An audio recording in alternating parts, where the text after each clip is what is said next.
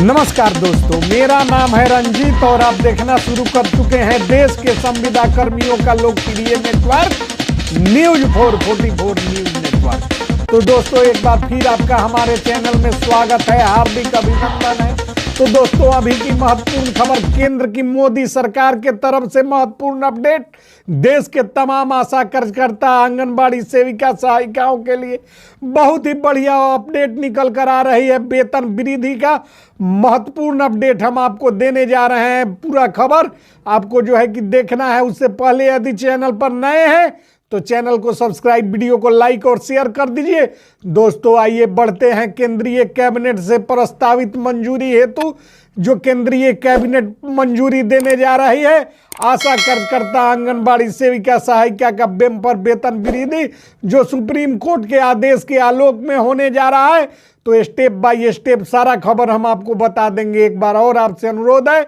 Video को like, channel को subscribe और शेयर करना मत भूलिएगा।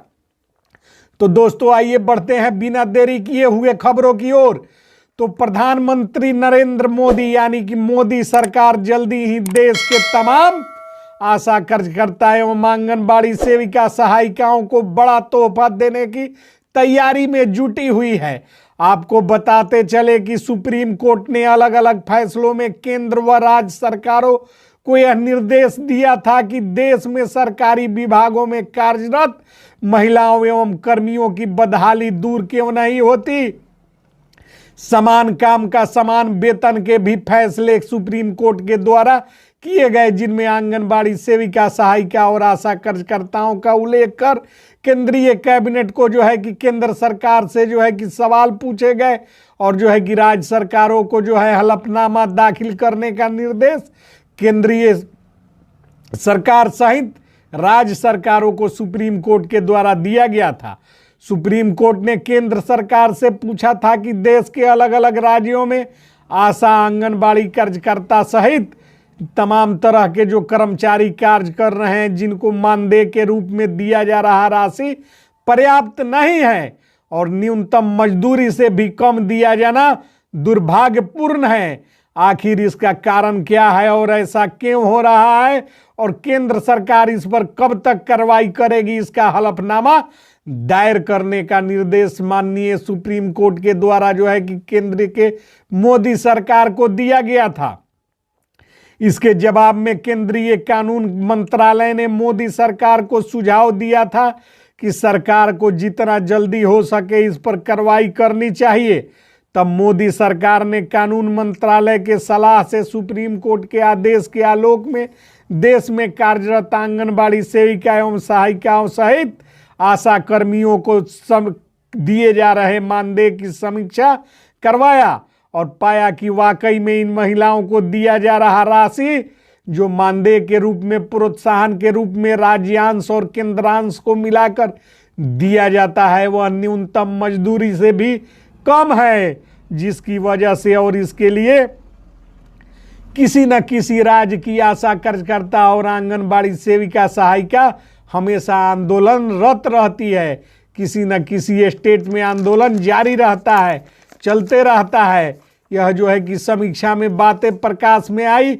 सुप्रीम कोर्ट के निर्देश के आलोक में, हलफनामा दायर करने के आदेश के आलोक में केंद्रीय सरकार के द्वारा समीक्षा करवाई गई, जिसमें बातों की पुष्टि हुई और पाया गया कि सरकारों के द्वारा जो मानदेय दिया जा रहा है वह न्यूनतम मजदूरी से भी कम है। और राष्ट्रीय स्वास्थ्य मिशन और केंद्रीय समाज कल्याण विभाग के साथ समीक्षा करने के बाद मोदी सरकार ने सभी राज्यों को निर्देश दिया था कि राज्य यह सुनिश्चित करे कि आशा एवं आंगनबाड़ी कार्यकर्ताओं को दिया जा रहा मानदेय न्यूनतम मजदूरी से कम न हो। चूंकि सुप्रीम कोर्ट के द्वारा जो है कि विभिन्न मामलों में जो अलग अलग राज्यों से दायर हुए हैं और महिलाओं का उल्लेख करके दायर किया गया है, जिसमें उदाहरण स्वरूप आशा और आंगनबाड़ी सेविका, सहायिका को उदाहरण देते हुए मामले दायर हुए थे, जिसमें बताया गया था कि महिलाओं के साथ भी जो है कि इस तरह का दुर्व्यवहार जो है कि अनाधिकृत रूप से इनका जो है कि दोहन हो रहा है, जिनमें महिलाओं को भी न्यूनतम मजदूरी नहीं दिया जा रहा है। बहुत सारे कर्मियों और कर्मचारियों ने सुप्रीम कोर्ट का ध्यान इस तरफ आकृष्ट कराया तो 6 हफ्ते में हलफनामा दायर करने का आदेश सुप्रीम कोर्ट ने केंद्रीय सरकार को दिया था, जिसके बाद कानून मंत्रालय ने त्वरित कार्रवाई करते हुए इस पर संज्ञान लेकर निर्णय पारित करने का सलाह केंद्रीय सरकार को दिया था, जिसके आलोक में मोदी सरकार ने जो है कि समीक्षा में उक्त बातें सही पाई और राज्यों को यह निर्देश दिया कि राज्य यह सुनिश्चित करे कि आशा, आंगनबाड़ी कार्यकर्ता सहित सेविका सहायिका को जो है कि न्यूनतम मजदूरी से कम मानदेय का भुगतान नहीं हो रहा है। क्योंकि इसको लेकर अलग अलग राज्यों में आंदोलन होता रहता है, किंतु अब देखा गया कि अभी तक किसी राज्य सरकार ने मोदी सरकार के आदेश के आलोक में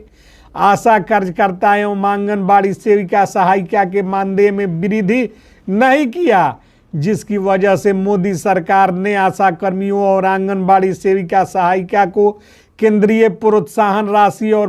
को 12,000 एवं 16,000 की वृद्धि करने का निर्णय लिया है। चूंकि इसका सबसे बड़ा कारण होता है कि राष्ट्रीय महिला आयोग एवं सुप्रीम कोर्ट में केंद्रीय सरकार की फजीहत होती है, वहाँ जो है कि इनके महाधिवक्ता को फजीहत का सामना करना पड़ता है और सुप्रीम कोर्ट में मामले जो है कि दायर हैं, वह जब तक हलफनामा दायर नहीं होगा तब तक जो है कि मामला समाप्त होने वाला नहीं है। और इसके लिए राष्ट्रीय स्वास्थ्य मिशन और केंद्रीय समाज कल्याण विभाग प्रस्ताव तैयार कर रहा है,